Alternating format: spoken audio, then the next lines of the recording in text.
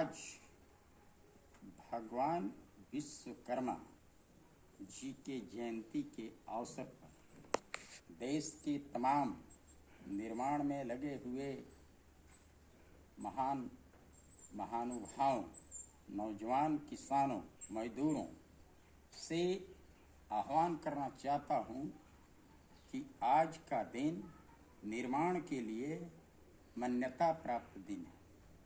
भगवान विश्वकर्मा को निर्माण और सृजन का देवता माना जाता है।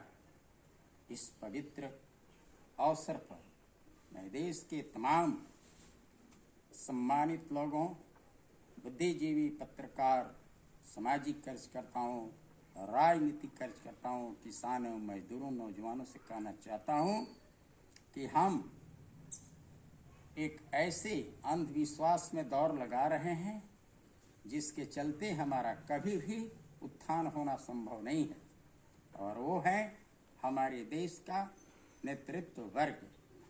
आज़ादी के पहले आज़ादी की लड़ाई के दीवानों ने अंग्रेजों को यहाँ से इसलिए भगाया कि अंग्रेज हमारे देश के लोगों के खून पसीने की कमाई हुई संपत्ति को स्वयं उपभोग कर रहे थे और बचे हुए चीज को बाहर भेज रहे थे।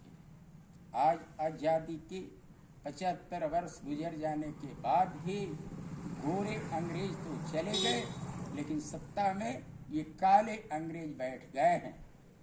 देश सेवा के नाम पर ये हमसे वोट मांगते हैं और जब ये जीत जाते हैं तो अपने लिए 5 लाख, 8 लाख, 10 लाख, जय बार जीतेंगे तय गो पेंशन जैसा कानून बना करके हमारे साथ धोखा करते हैं, हमारा शोषण करते हैं। एक तरफ इस देश में पार्लियामेंट के आंकड़ा के मुताबिक 80 करोड़ लोगों को फूड सिक्योरिटी बिल के अनाज पर जीने का पुख्ता सबूत दिया जाता है, और दूसरी तरफ हमारे देश में एक व्यक्ति राष्ट्रपति के जिम्मे सालाना 30 करोड़ रुपया खर्च किया जाता है। एक तरफ लोग बेरोजगारी की समस्या से जूझ रहे हैं, अभावग्रस्त जिंदगी व्यतीत कर रहे हैं, पैसे के अभाव में पढ़ाई नहीं हो रही है, पैसे के दबाव में दवाई नहीं रही है। और दूसरे तरफ हमारे देश के नेता 7,62,000 रुपये प्रतिदिन प्रधानमंत्री की सुरक्षा में खर्च है। ये कैसा देश सेवा है? मैं कहना चाह रहा हूं कि देश के लोगों, घोषणा करो, देश सेवा फोकट में करना है तो आवे, नहीं तो ये पैसा लेकर ये कैसा देश सेवा है? अपनी माँ की सेवा करेंगे और कहेंगे कि हे माता हमें टीए दे दो, डीए दे दो, सैलरी दे दो। धिकार है इन ठगों को, और ये तो ठग रहे हैं। ये बात समझ में आ रही है कि हमारे देश के तमाम नेताओं के रगों में अंग्रेजों का रक्त संचार कर रहा है। ये दिमाग से और तन से दोनों तरफ से काले अंग्रेज हैं, ये ठग हैं। ये बात समझ में आ रही है कि हमें ठग रहे हैं, लेकिन हमें अपने देश के बुद्धिजीवियों, नौजवानों, पत्रकारों, किसानों, सामाजिक कार्यकर्ताओं पर लानत तरसा रही है कि इस ठग विद्या को समझ क्यों नहीं पा रहे हैं। इसलिए मैं रवायन सिंह सुभाष चंद्र बोस की सिपाही हूँ। आज ये घोषणा करता हूँ कि देश के 545 लोकसभा क्षेत्रों से ऐसे उम्मीदवारों को लड़ाया जाएगा जो न 1 पैसा तनख्वाह लेगा और न ही पेंशन की बात करेगा।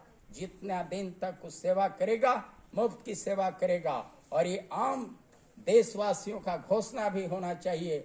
मैं अनुरोध करता हूं देश के लोगों से कि घोषणा करें, अपने करीब वोट मांगने वाले लोगों से कहें कि वोट हम तभी देंगे जब सेवा के नाम पर 1 पैसा किसी तरह का आपको नहीं दिया जाएगा। आपके खाना का व्यवस्था होगा, भाड़ा की व्यवस्था होगा, ठहरने का व्यवस्था होगा, रिटायर हो जाइएगा, फिर चले जाइए जहाँ से आए हैं काम करने। इन्हीं शब्दों के साथ मैं अपने वाणी पर विराम दे रहा हूँ और याद दिला रहा हूँ कि नेताजी सुभाष चंद्र बोस, महात्मा गांधी जैसे सरीखे लोगों ने यही कहा था कि आजादी के बाद पार्लियामेंटेरियंस एंड एमएलएज को किसी तरह का कोई भी फैसिलिटी नहीं दिया जाएगा, क्योंकि अगर दिया गया तो उन्हीं सारी सुविधाओं को पाने के लिए वो काले अंग्रेज समाज को जातियों में बांटेंगे और देश का चेहरा सांप्रदायिक हो जाएगा, जो आज हो गया है। इनकलाब जिंदाबाद, जय हिंद।